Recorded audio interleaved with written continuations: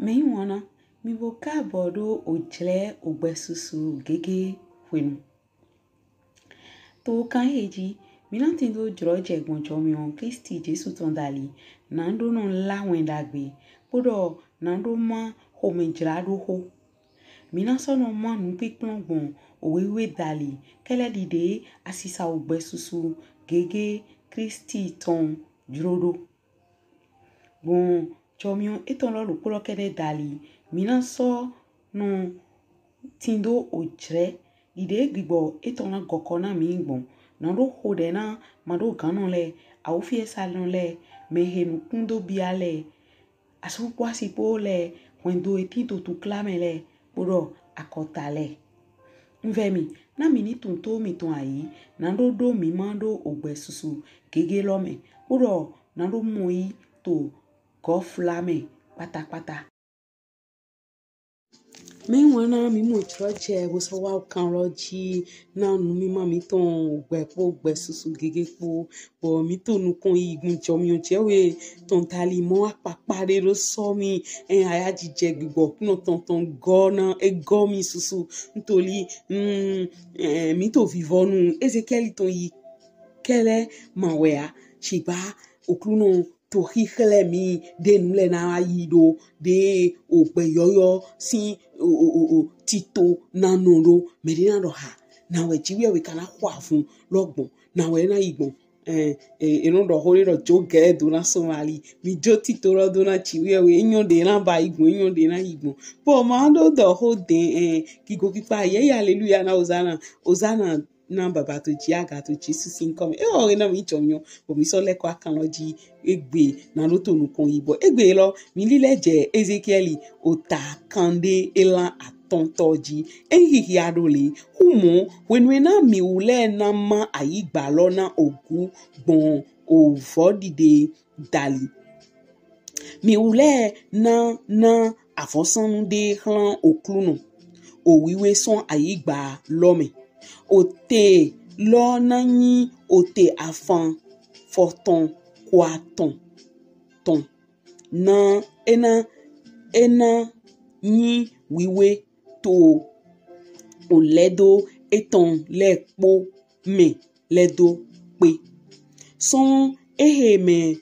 forwe kanwe ko son eheme forwe kanwe ko to oblome na tin fine na oten wiwe lo ada ene sozen ledo po puro awagba kande awo na otemu voto eto ledo pe puro jijle hemewe hiena jle son oten foton kwaton ton de puro oblo foton awo ton de puro emewe fiwiwe lo nante henyi wiwe pete mima wiwe ayigba lo ton de we enatin na yewe non le division wato fiwiwe lo ton le he wa sepo na do wa division hlan okruno ebo na so yin oteme de na oho yeton le puro oteme wiwe de na fiwiwe lo puro foton ko aton to oteme puro foton awo to oblome na tin hlan levinu le lo division wato oho loton le na nutindo de hlan yede na to da ho le na do no eme mi wule na so de nutindo foton aton gbiglo son to da ho lome podo foton ko aton te didi to oha do poji po afosanu wiwe lo po son mima wiwe lome enantin na okwe Israeli ton le pete puro nde pepe hetin na ahovi lo na tin to awadu poji puro to awawe toji son avosan wiwe lo me kporo son nutindo to daho lo ton me na nukon avosan wiwe lo ton kporo ton na nukon avosan wiwe lo ton kporo to nukon nutindo to daho lo ton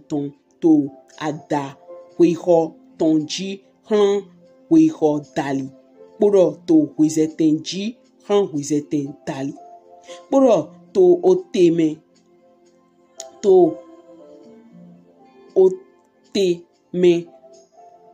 penhlan je to po mima le ton dali son oledo weho ton je oledo huizeden ton aigba lo me ena tin hlan ewo na ntin do de to Israeli me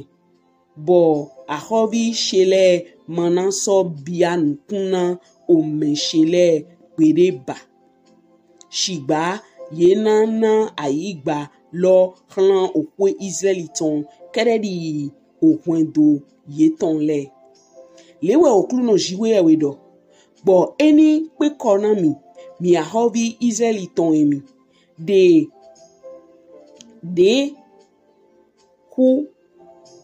hulonu po ogble po se bo hen wedida po ododo wa po hen wedida po dodo wa po she mi de me hodu mi ton le son mi de me hodu mi ton le son eme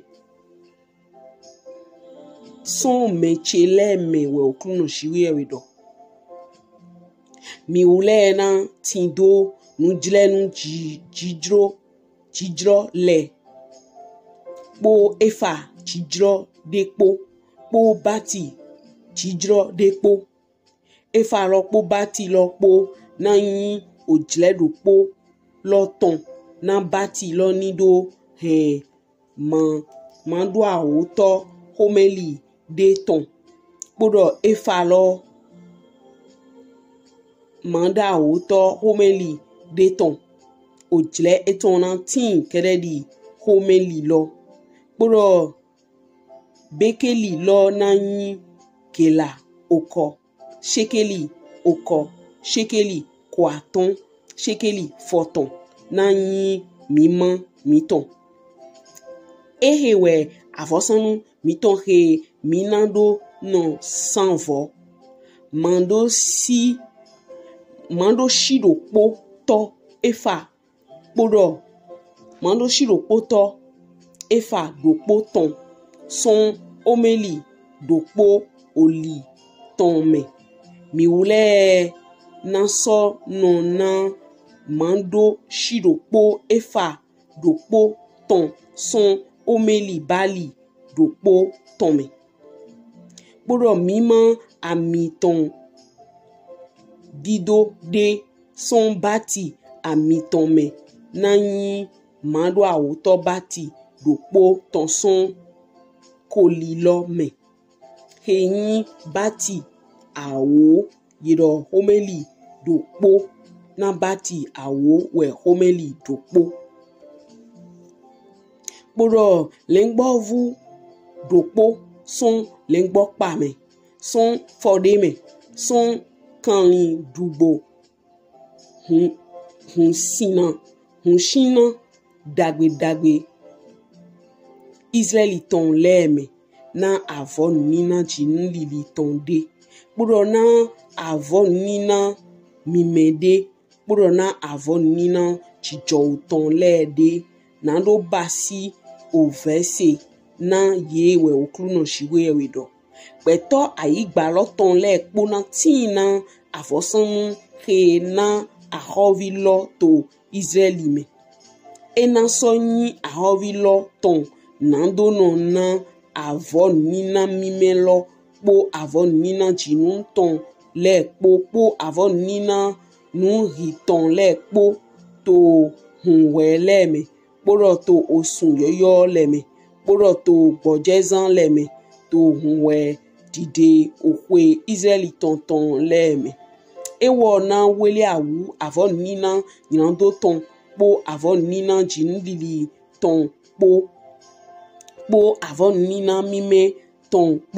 po avon nina jijoho ton le po nando basi ove se na okwe Israeli ton lewe okluno jiwe wedo to osun titan me to azan titan osun loton me riena yi onisu wanya de mantin azan rie bonan so le piwe lowe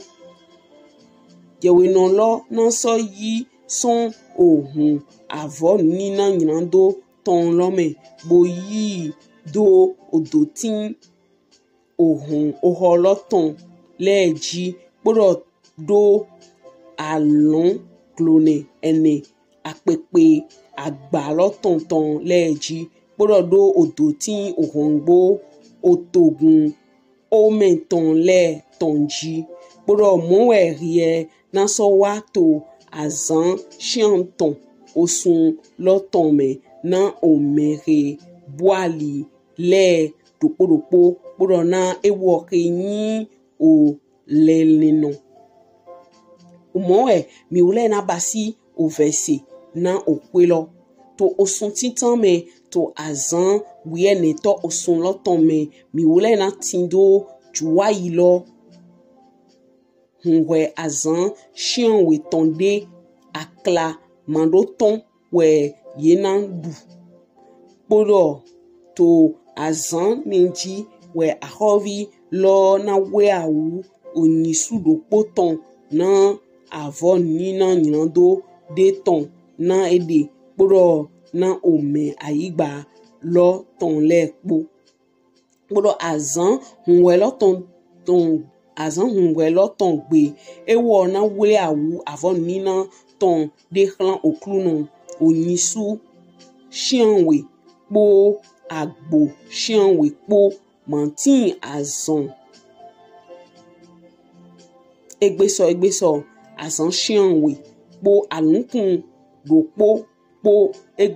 egbeso na avon nina nyando deton gbọ́dọ̀ ewo na so wure awu avon nina chinu lili tonde efa do po na onisu do po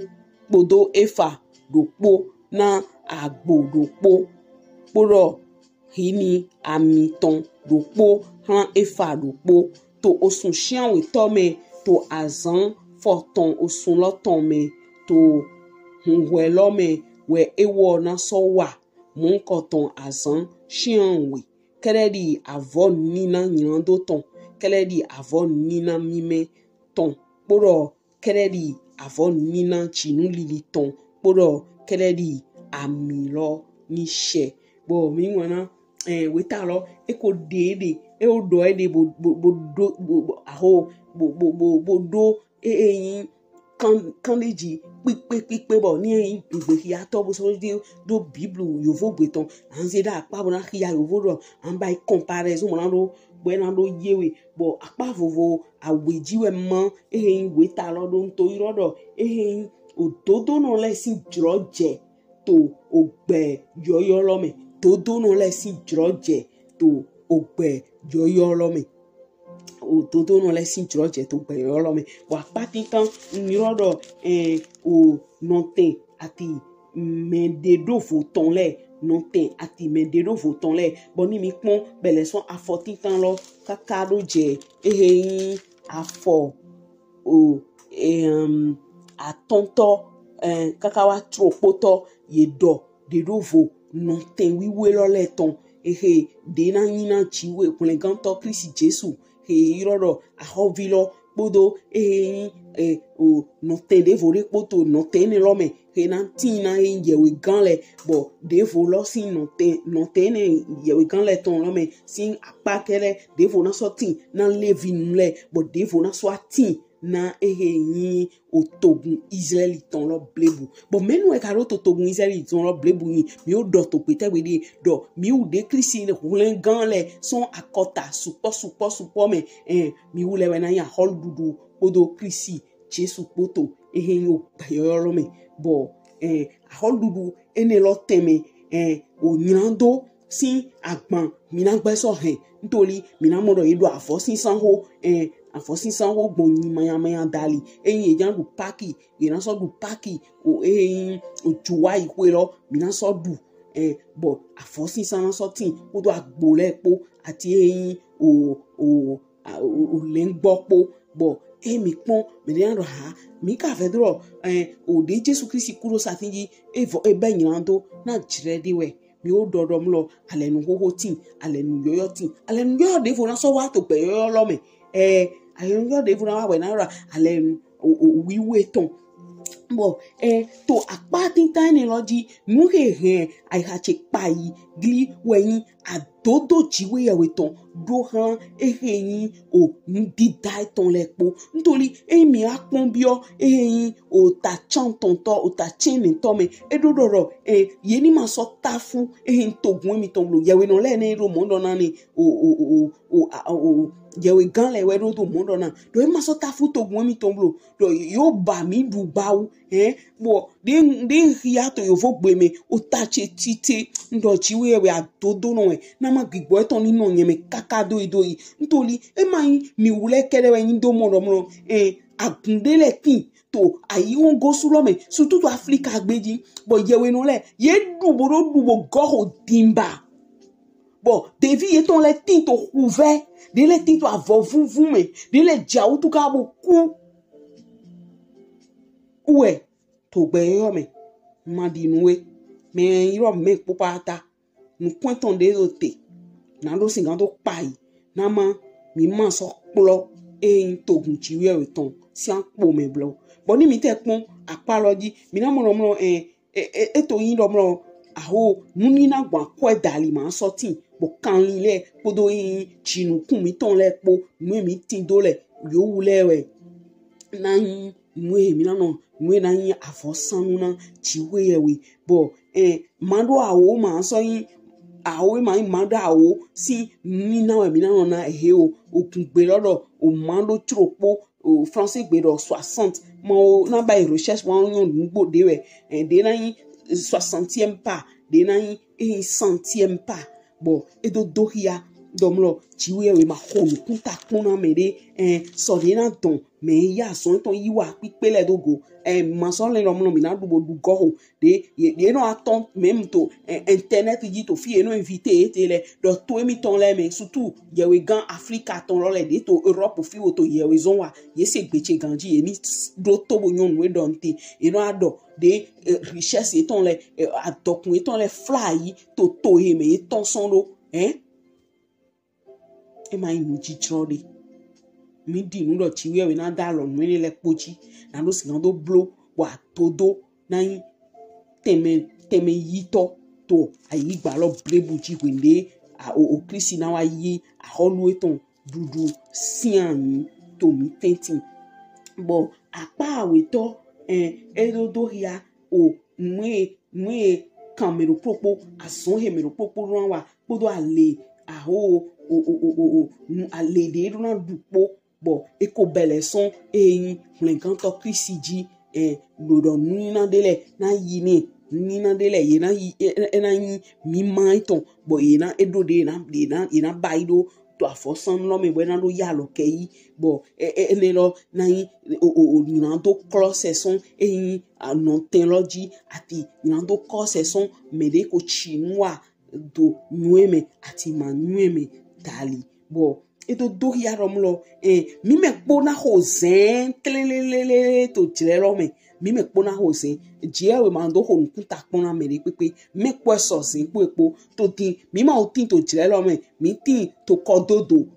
o sen to me o sin a o sen to me bo me de no nyo me ho nyo we bo na tafu me na tafu me de shiba minute san pere di o fananda nu bo ina se ndo na wa lo podo chicho ene lepo bo ma so yin yiwa chiche me ba to Jesu sin ni come bo etewe mi gan wesina to fini kleun me de na do ha adodo dogmo akpo me de yewe no le ye kplo be e ma akpo kene me ye kplo be ne ye tafu me de le ye ho me de le du gun lo pade we na do na we do ya yin de hoto no do na chi we do a che pipa he ma pe bo pe ganti Jésus Christ ton de pe reti na lu kan do mi ji ni fi fin to Jesus sin come na ma mi ni ma lo edran lo bi o ma wa do me blo deni lo ya no ho vive bon ka dim lo ni ano ho deni lo me de pe he man tindo adodo sin gbigbo ma sin kan wa du chiwe to Jesus sin onu come bo me wana ma so yi mu kon hu gan mo e do mo ado gbechese bo amoyi hulen gan sin o hon jan susu o gan lo jan wa vivo nu bo mi na be ale nu yo de vo me ufana do nu mi na pe Kristo agabra ba o ko chan we to kigome bo na le ko wa to ayi gbaji bo mi na wa do aholu epo eye maka i Jesu se a pe to man kan mo tro je ne yi ma wa dodo no de pe man kan do aholu to no ten ro me wo eso to taji ro wa se gbezan to na Jesu na lo singando mo hulen kan man fo wa na do ten ro fide eyin jiwe we pachete to Jésus Christ me nhode do nye pe epo mi ma gbo agba enjomi one to Jesus si ni come mi no de ma hode baba to Jesus si ni come mi mo do ho to enugbo bo jomio adodo no leton e fly so de anami jomio lo e ma me de na duhun kan me de e ma ino me de clean me do do ran yaga e o zeni no na tinto mi tenfi bo adodo to na yiteme aholu to na yiteme to pipe pa adodo po bo mi dro na mo baba di ke ni so o ya to Jesus in come di dia zira I ha me na mi do gbe to ni pipe he tinto to kla e yin o ma wa adodo no zo etonton me he je vranchan boye ko chite boya eyin aswe kudu boye lo e ma so no fine ba da aslo ku ni leko baba ton we e ma dugu aswe tonton ma ho livi nho de na memo ko chite boya fun ho ne to Jesus in come me de pepe de me de le oyiro ile lo klo kan ko glan hi hono boye ole na zindo do adodo no to ede wa mo no to ede he yi Jesus Christ lo bo tito ye bo ma do hin supo bo ma do adokun supo fona ye baba to Jesus in come boya fun ye ton yi ho na iwe didaro ni iwe dida dodo ton we eyin o we da to le na da lugun me ni le dari na ro su we na ye gbe to he ko tafu to gbigbo me bonu kuma mo le lo yo wule lo suga baba fun na ye ntori ji o adodo no yin bo Ezekiel chapitre 45 lo e doria ro ana du aholupo mi po mi na du aholupo ye po sigba metafu ma so timba adodo na du aholu ama wa adodo no le ma no te to fine ba he li va sandali nhode to Jesus in come boni oho he ni aso yiwa to ye we no le sen haji na si gan do kodo na ro dio wa lo eton na ro dio season eton na ro dio ni le eton le na ma holu to lo ni singando yi pipe to nkan yo wule lo suton son joto me wa ati mede to kokona wacho mi lo bi asoro me na gigoto sebo do acheji baba to Jesus sin ni come mi ko de loti ni she eyo me wana ma so inu kongan mo mi lo do chebo lo do me ho gan to Kristi Jesus to ese we de fonu to nu ma mi ton yin o gbe susu gege ton me erabo